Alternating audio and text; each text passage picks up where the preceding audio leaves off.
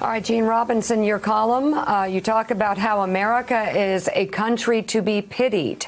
Please explain. Well, Mika, good morning. You know, during our lifetimes, I think we've talked about the phrase American exceptionalism, and America has been, that means different things to different people in the country, around the world, and you know, in my lifetime, certainly America has been a country to be admired by many people, to be feared internationally by some people, but never to be pitied. And right now, given our response to the coronavirus, our inadequate, tragically inadequate response to the coronavirus, our essentially checking out of international efforts to form some sort of coordinated response. Our now efforts to reopen the economy clearly in sort of haphazard and patchwork ways that don't look like a good idea to anybody, you know, to people in Europe and to people in the rest of the world.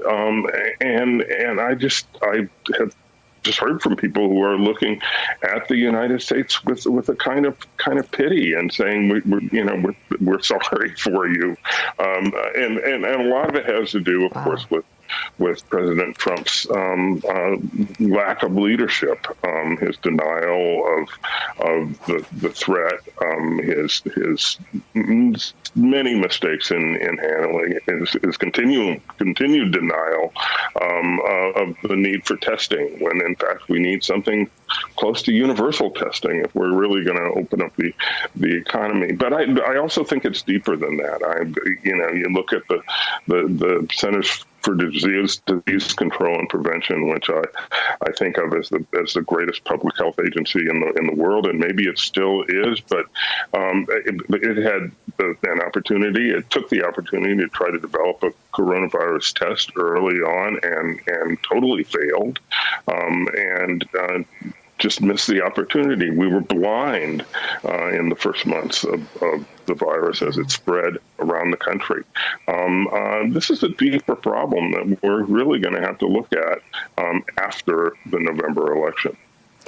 Yeah, I totally agree with you. You see the arc of this presidency, Gene. I don't know if you remember the video that I believe we showed here. It was shown around the world of world leaders just laughing and mocking President Trump, Trump standing in a circle and just laughing their heads off at what a joke he was, an international, global joke. And now that mockery has turned to pity, and that is staggering.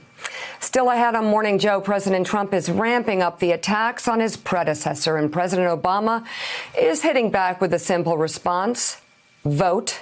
We'll talk about Trump's decision to focus on a long-running conspiracy in the middle of a pandemic. You're watching Morning Joe. We'll be right back. They claim pandemics only happen once every 100 years, but what if that's no longer true? We want to be early ready for the next one, because clearly the Obama administration did not leave to this administration any kind of game plan for something like this. You said that the previous administration didn't leave a plan. They pushed back against that. I was wrong. They did leave behind a plan. So I clearly made a mistake in that regard. As to whether or not the plan was followed and who's the critic and all the rest, I don't have any observation about that, because I don't know enough about the details of that. Thanks for checking out MSNBC on YouTube, and make sure you subscribe to stay up to date on the day's biggest stories. And you can click on any of the videos around us to watch more from Morning Joe and MSNBC. Thanks so much for watching.